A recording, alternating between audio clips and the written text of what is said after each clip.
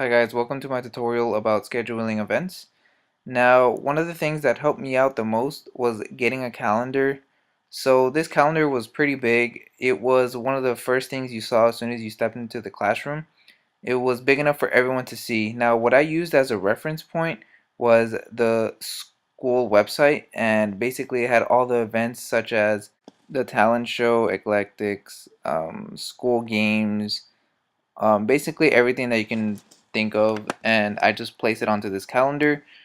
Now, one of the most important things that I can emphasize on is being organized. Now, a lot of these things, such as highlighting, writing down who's going to the games, how long they're going for, basically keeping everything in records so you know who's going to what game, and eventually it's going to help out everyone so no one gets confused on who's going to what event to take pictures for. And just keep in mind that you need to keep communicating with your teammates so you know what kind of pictures they're looking for.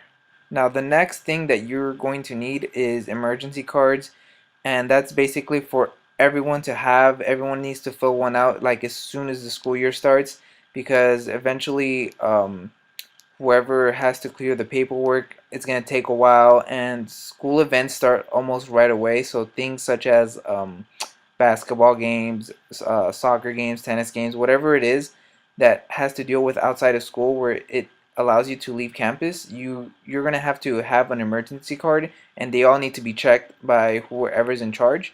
So basically what I had in mind was making copies of everyone's emergency cards and putting them in separate folders.